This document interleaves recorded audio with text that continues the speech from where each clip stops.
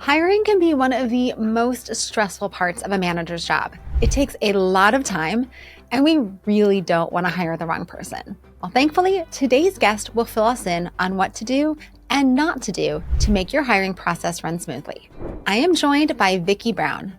After 2 decades of leadership roles in the corporate world, Vicky founded her own HR consultancy, Idomeneo Enterprises, in 2001. Her Leader's Journey experience is an education program specifically designed to equip entrepreneurs and business professionals with the tools, guidance, and confidence to navigate the sometimes, or always, complex world of HR.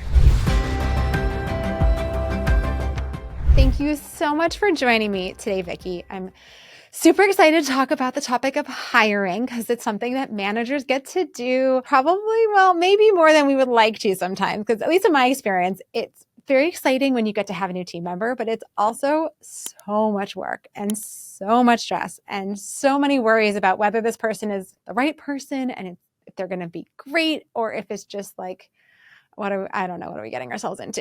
So thank you for coming on and solving all of our problems.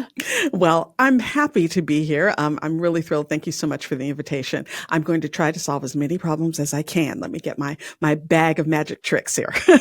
Fabulous. All right. Why don't we begin with why is hiring so hard? It just seems like it shouldn't be that hard to find somebody to fill a role who is going to be a good team member, who has the right skill set, but it just seems like it's really, really hard and maybe even getting harder in this day and age. You're right. The marketplace is very challenging. It's opening up a little bit, but such a little bit that it's hard to even really acknowledge it at this point. But it's a really, really tough market. And I hate to say this because I hate it when people say things like this to me. But the reality is it circles back to the hiring manager. It's all about preparation. Listen, I know that recruiting and going out and finding people and interviewing, that the big secret is I'm an HR professional. That's not my favorite discipline, actually. And I'm so lucky. I have a fantastic staffing director who takes care of all that. But the point is that when you are going out to find someone, before you even get to the point of you're looking for X, Y, and Z, you need to know what X, Y, and Z is. What do you need this person to do? And it's not a laundry list of, here's the job description. This is every task that you're going to take care of. Yes, you do need to have a job description. I'm an HR person. Of course, I'm going to say you need a job description. But in addition to that, you need to know what are the deal breakers? What are the most important skills or sets of experience that you need? And maybe they don't walk in the door with that, but they have experience that can be transitioned and grown into what you need. But it's really critical to know what you're looking for and not just the, black and white A's and B's of what the list of critical job tasks are. You're really looking for someone who brings something to the party. That's a phrase I like to use because you're looking for someone who adds, who can contribute to the whole. And that doesn't mean that you're hiring a bunch of the same person. It means that you're hiring diversity of experiences and backgrounds because those people will add to the complexity and of perspective. They'll be able to bring something, again, to the party that other members of the team may not. And that makes the entire team richer and much more effective. So short answer is you have to be really, really diligent and do a lot of pre-work. There are some tricks to the rest of it, finding people and interviewing them. But the first part is the most critical part. I'm curious about how we can do a better job of writing good and accurate job descriptions or role descriptions. Because I know it's in my experience, I've had times where I've been doing the thing for a long time and now I need to hire somebody else to do it. And I know exactly what it is, approximately how much time it takes, what success looks like, because I've been there. And then there are times where I'm hiring and I'm like, I feel like I need someone to help me with this thing because either I'm not doing it very well and so I need someone else to do it, or it's something that I know I should be doing and I've just never had the time to do it and now is the moment to add that capacity. And in those cases, it's not always clear how to describe what I want or need. So I'm wondering if you have any tips or tricks for how we can do a better job of actually laying out what those responsibilities are without it being too granular into like, here's every single task, and without it being so ambiguous because we're not even totally sure what it looks like. Exactly.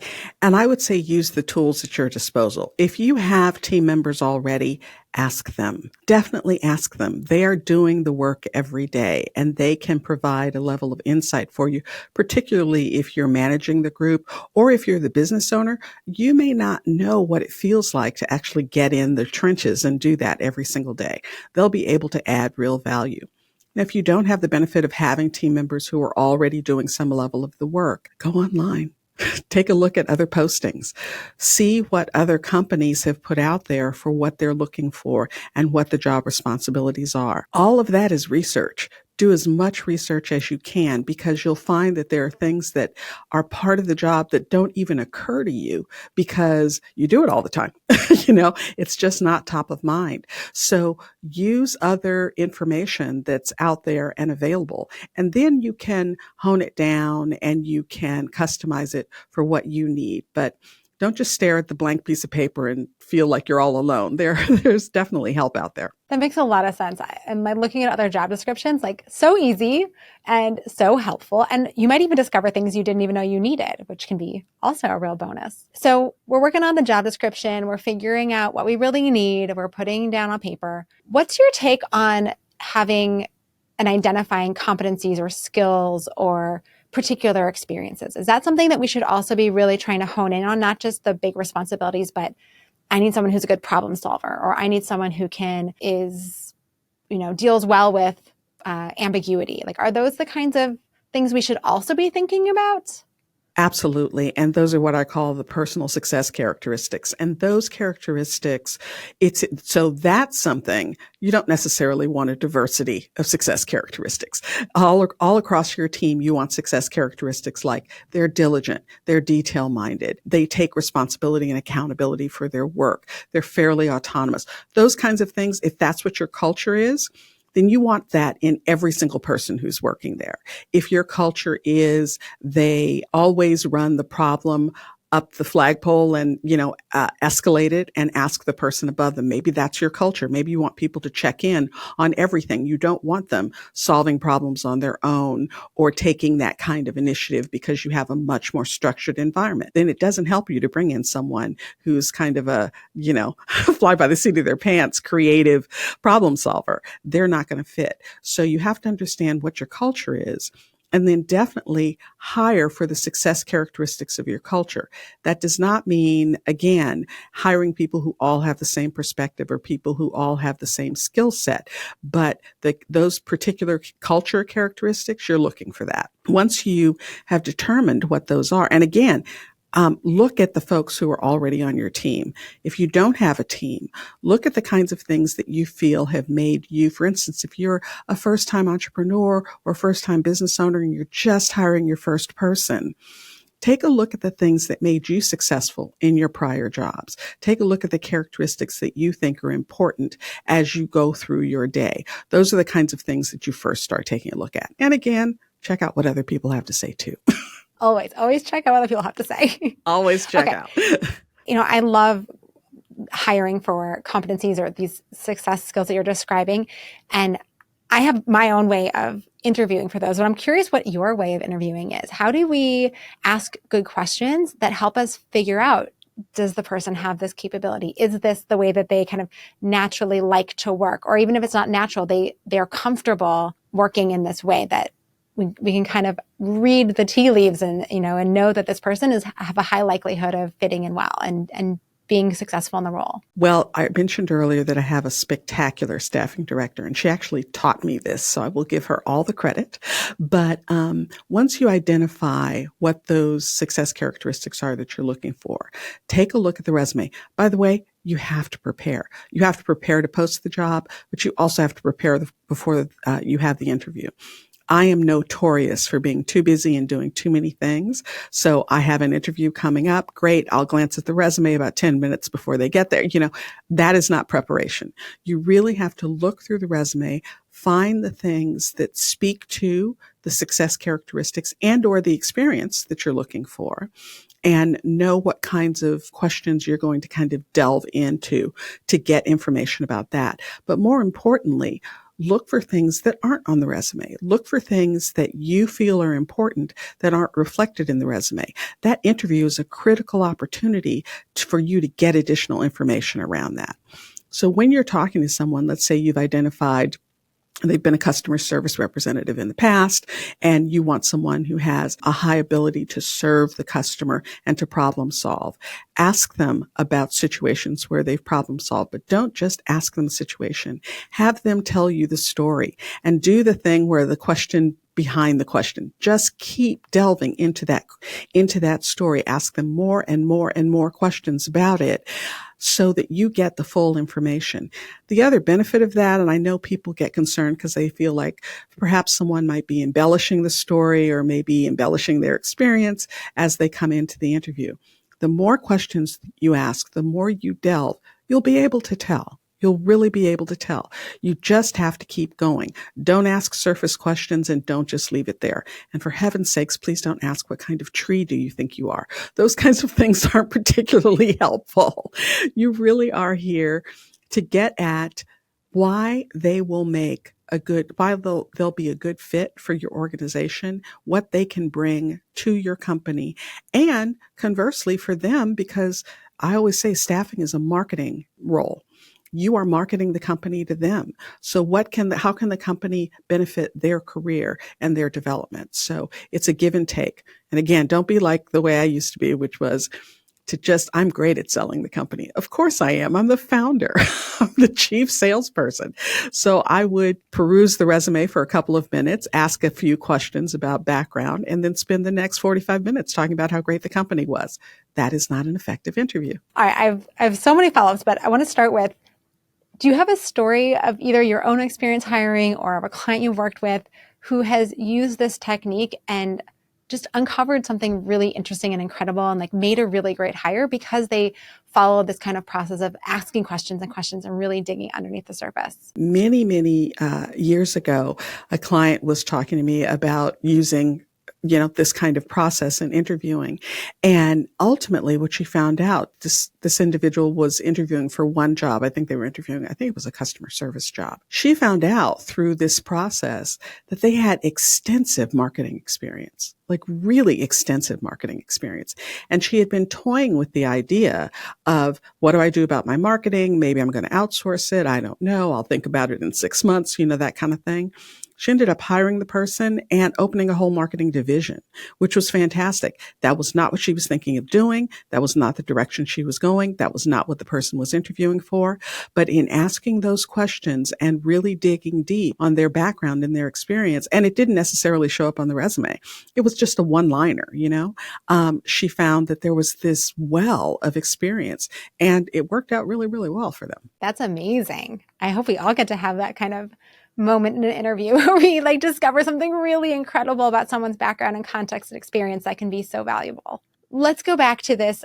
Don't ask people what kind of tree they are. Are there other questions that we should avoid asking, both from the these things are legally prohibited to these just aren't actually that helpful kinds of questions? Right. So in the vein of not particularly helpful, where do you want to be 5 years from now? Back in the day, and I'm going to age myself now, but back in the dark ages, it was very possible that careers with one company were 10 years, 15 years, that kind of thing. That is not the world that we're in today. So asking someone where they want to be in 5 years doesn't necessarily get you at any valuable information. Everyone wants to advance in their career. Everyone wants to be developed for their career. So if they're going for an administrative assistant job and they say, ultimately I want to be a vice president of communications, well, that's great. Everyone wants to grow in their career. And does that provide any valuable information for you as you're bringing them in as an admin assistant? Not really, because all you know is that they're going to want to grow. Everybody wants to grow. Almost everybody wants to grow. And 5 years is too long of a time span. It's 5 years out. people don't really think 5 years out. If you're lucky, they think 3 years out or a year out. So that's not really valuable information that you need. So I don't love that question. Along the list of, the list of illegal questions is very, very long. The easiest way I can put it is if it doesn't have anything to do with the job, you should not ask the question. You shouldn't ask me whether or not I am married. You shouldn't ask me whether or not I'm planning on having children or have children. You shouldn't ask me what religion I am. All of those things are irrelevant to me doing the job. You just want me to do a good job. I'm in California, so we have a special little set of things that are kind of, off the table. One actually that I think most people don't think about is, do you have a car? I still hear that question. Do you have a car? It's not, as an employer, it's not my place to ask you how you're going to perform the job. I need you to be at X, Y, and Z place at such and such a time on such and such a day every week. That's your accountability. If you can't do that, then that's a problem. I can ask you, are you going to be able to do that? But whether you are Ubering or taking public transportation, or you have a really great roommate who drives you everywhere, or whatever the case may be, that's not something that is my business, really. So those kinds of things, have you ever been involved in a workers' comp case? Those kinds of things aren't really specific or germane to effectively doing the job. So if it doesn't have anything to do with the job, don't ask the question. That is a super helpful, shorthand for things to avoid. I appreciate that. Very easy to remember. I'm wondering about questions like, what did you love about your last job? Or what are you looking forward to in your next job? Or those kinds of questions that are maybe related to the job, but maybe a little outside the box. What do you think about questions like that? Or are there other questions like that that could be helpful or ultimately not helpful in a conversation? You picked two great questions. I actually like those questions. I like, what did you like about your last job? Or describe the characteristics of your favorite boss or your best manager, that kind of thing. Now, yes, people can give you pat answers. Oh, they were really communicative and they really gave me an opportunity to grow. Well, this is the opportunity to dig in on that. Really? Tell me a time when they gave you an opportunity to grow. Tell me about that situation. How did it happen? How long ago was it? What was the outcome? Did you like the outcome? What would you have changed about the outcome? So that's the way you dig in. But I do like those kinds of questions because you get a sense of what's important to them. And that's going to be important if you're bringing them on your team, because not only do you want them to understand you and your organization and what you need, you want to have some level of understanding of who they are and how they kind of, how their brain works and what they need as well. So I think those are great questions. What about asking the same questions to each candidate or different questions to each candidate? Well, if you're really going to do your homework and dig in on the resumes, you're asking questions that are specific to their experience and their background. So there will be some variety to the questions, but the style of questions, I think, should be consistent. Otherwise, you're trying to compare apples and oranges. And that makes things way too difficult.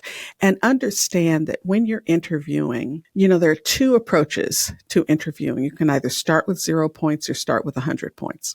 So someone can walk in the door and you can say, okay, they start with 100 points and let me see how they start losing points as I talk to them. Or they can walk in the door and you can say, okay, you have 0 points. Prove yourself to me. I want you to start telling me things that make me mentally start giving you points. Everybody has their own way of approaching that. I personally like to start with 100, giving you the benefit of the doubt, but also understand that we are all subject to the horns and halo effect. And it's that first impression. Someone walks in, the very first time you shake their hand or fist bump or whatever it is you're doing, or they say hello, you are evaluating all of that. And the more they're like you, the more you have a tendency to feel like, oh, this is a great person. This person's going to be fantastic and blah, blah, blah.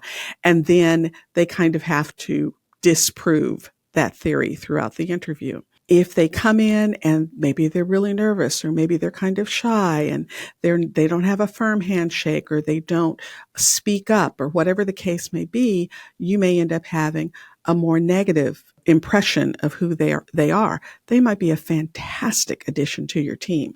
So it's really important for us as interviewers not to let the horns or the halo effect take hold. Try to remain as neutral as possible. Because Kate, actually, who is my staffing director, she tells me all the time, she spent many years beating this into my head. Don't make the offer in the room. Vicky, don't make the offer in the room. Do not make the offer in the room. I will do that. And the times that I have done that, it has not been a positive outcome. Some of them have been very much not positive outcomes. So you really need to do what you're there to do, which is find out more information about them, let them find out more information about you and the organization, and then let them go and percolate on it a little bit. You need to think back and think about all of the candidates and maybe have a conversation with another person. Or maybe if you're going to have a multi-interview process, have them go through that next interview and then, circle back around with the second interviewer. So you really need to give yourself time. I can get really excited and hire someone right on the spot. That is rarely a good move.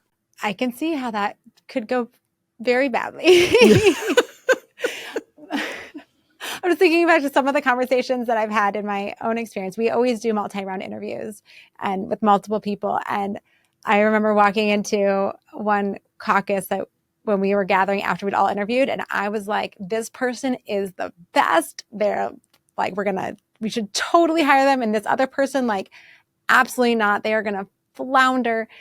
And the rest of the team felt exact opposite to how I felt. And I was completely overruled. And we ended up moving forward with the candidate that I thought was just going to be a disaster. And it turned out after another couple rounds of interviews, we hired them and they've been with us for months now and doing fantastically well. But my first instincts were totally off. And I'm still trying to figure out why. What did I get so wrong? But alas, I'm glad I didn't make any offers in the room. Absolutely. And you also have to give yourself a little bit of grace because you know what? We all have off days. We might have a day that we're just not taking in the information the way we normally do. So that's a great reason for backup. So let's talk about this multi-step or multi-person interview. Do you have a rule of thumb around how many interviews someone should have before we hire them? How many people should be part of the interviews? Should they be one-on-one interviews? Should we be doing group interviews? Should we be using other types of assessments or simulations to help us gather more data? Like, what do you recommend? Personally, I don't like group interviewing. And the reason I don't is because there is something unique about a one-on-one experience with someone, particularly around the communication part of interviewing. Also, it's so easy for the interviewing panel to get into a form of groupthink. And I really want, if I'm going to have feedback from other interviewers, I really want kind of their own individual assessment. So that's one thing. Also, it's terrifying to walk into a room and have four people sitting, you feel like you're auditioning. Four people sitting on the other side of the table and they're all peppering you with questions. So I don't love that. Also, I want the interviewing process to be as relaxed and comfortable for the person who's interviewing as possible. That's how I'm going to get at real and valuable information. I don't want to freak them out. I don't want them to be so nervous that they can't communicate. I want them to show their best self because I want to know who they are and again, what they can bring to the party. So I'm not a fan of group interviews. I don't love having more than 3 people interview someone.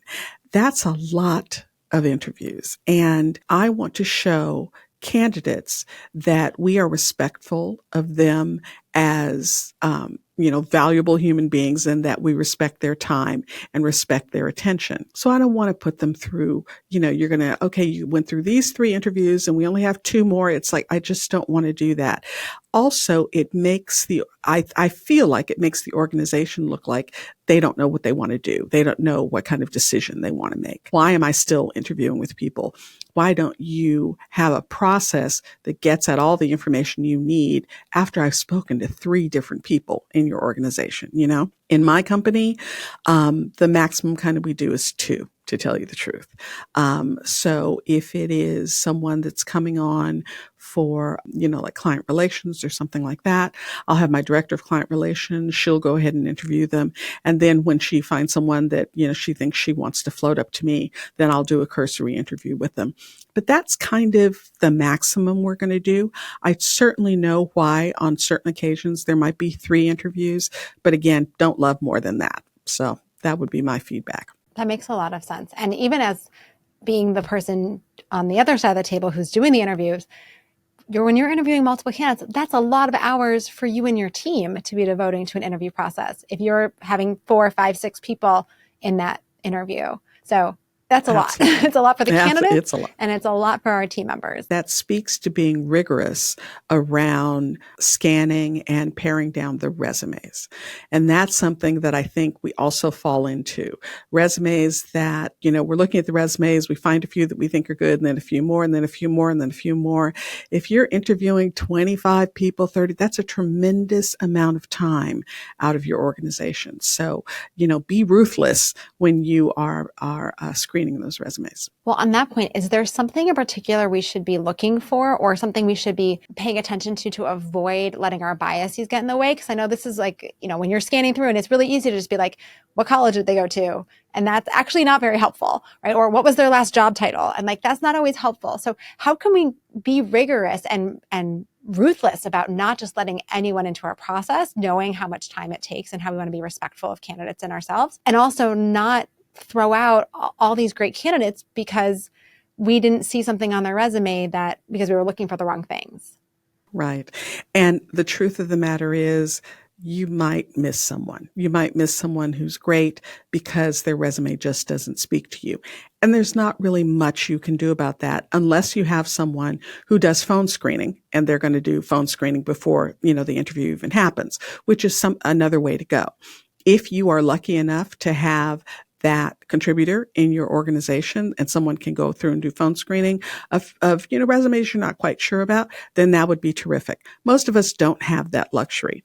If you don't have that luxury, you might miss a couple people here or there. But I like to look at the middle of the resume. I don't like to look at the top where folks are saying, initially, I don't like to look at the top where they're saying my objective is, or these are my big accomplishments. I don't like to look at the bottom where they're talking about what their certifications are, what school they went to, all of that.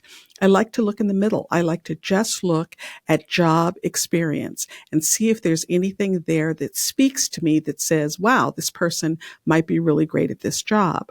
But you have to take your time when you're looking at these, because you might see something that doesn't look like it's directly related, but the characteristics align with what you're looking for. Screening resumes is a difficult job because you get so many resumes.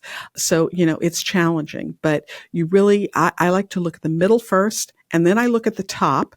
And mostly the reason I look at the top is because I want to see, I'm huge on writing. So I want to see what their writing skills are. So that's actually what I'm not looking to see what their actual accomplishments are or what they actually desire to do. I want to see how they express themselves. Fabulous. All right. Well, we unfortunately are running out of time, so we have to wrap up. But hopefully people now know all the things to do and not do when they're going through a hiring process. Can you tell us now about a great manager that you worked for and what made this person such a fabulous boss? I was working at a financial services technology company back in 2000. We were in year 3, I think, and we got caught in the tech bubble. I was the head of HR there, and the president of the company, when we closed it, said, you should think about starting your own HR company. I've never seen anyone do HR the way you do it. Basically, he meant do it with no money. So he said I should start my own company. And I said, that's a great idea, but absolutely not. I'm number 2. I'm not number 1. My role as chief HR officer has always been to sit on the shoulder of the CEO, whisper things in their ear, be their confessional. I'm their confidant. And I love that role. I'm good at it. And so I said, I'm going to go get a job, but thank you. And that was in February of 2001. By April of 2001, he reached out. He had started was at a new company, needed some HR support, said he couldn't afford me. why don't we do an independent contractor thing? And it met all the independent contractor rules, I will say. And so we did that for a few months. And from April through August of 2001, he just kept adding things to the engagement that he wanted me to do, because he knew that eventually my compliance gene would kick in, which it did in August. And I reached out to him and said, you know what? I have access to confidential information for your employees. You have me doing all sorts of stuff like running payroll. I need a corporate veil. I need to be protected. You need to be protected. We need a contract. We need confidentiality agreements, blah, blah, blah, blah, blah. And I incorporated. And he was my first client. And that was his plan all along. Oh my goodness. So sneaky and so supportive. I love that. Fantastic. He really is the Idomeneo origin story. And the thing about it was, he saw something in me that I didn't see in myself. And that's actually the takeaway. For us as leaders and managers, it's really important to pay attention to the folks on your team, because you have a perspective they may not have of themselves. And when you see a golden nugget, make sure it blossoms. You have no idea how far they can go. It's, over 20 years later, for Idomeneo, and we're still here and we're thriving, and, he's doing great. We're doing great. And I never would have undertaken the most challenging and rewarding thing I've ever done in my life if it hadn't been for him kind of sneakily, pushing me into it. Is there anything that a candidate absolutely should or shouldn't ask us about our company and our job? Like, is there anything that if they don't come in with any questions, or if they don't come in with a certain set of questions, that we should be like, are they really taking this opportunity seriously? Do they really have like the right mentality for this work? Or is there anything we should be really looking for in the questions they ask us? Or kind of conversely, are there questions that if they ask us this question, like that's a flag, you should think twice before hiring them? As far as what I'm looking for them to ask me, when candidates walk in for any job that we have at my organization, no matter how great they look on paper, no matter how great the phone screen has been, because we actually do phone screens, and actually people generally get interviewed before they make it to me. But if they walk in and they don't know anything about our organization, they're not the right candidate. With the internet and so much information so easily available, if you didn't take the time to look at the YouTube channel, listen to the podcast, or read the website, or, look at the blog, or do any of those things, then it shows that you don't have the level of interest and ingenuity that I'm looking for in our organization. So when someone walks in and they either don't have questions, or they don't talk about the organization at all because they haven't done any background information on the organization, then that's a huge red flag for me. If they walk in and I say, we go through our thing and I say, so what questions do you have for me? Because I literally ask candidates to interview me. If their first question is, well, how much does it pay and what are the benefits? That's probably not the right candidate. That's a flag for me, because it's important and I will give you that. But if that is the most important thing to you around this job, then it means that anyone who comes along with better benefits or better salary at any time during your tenure here can easily woo you away. And I'm looking for someone who's committed to our vision and what we're trying to accomplish. And yes, we're going to pay you well and we're going to give you great benefits, but that's not the first thing. And where can people learn more about you and keep up with your work? Well, you can find us on leadersjourneyexperience.com. Fabulous. Well, thank you again, Vicky, for coming on. This is really a pleasure to talk with you, and I feel much more confident about entering into a hiring process in the future. So I appreciate it. Well, thank you. It was a great time. Thanks so much for inviting me.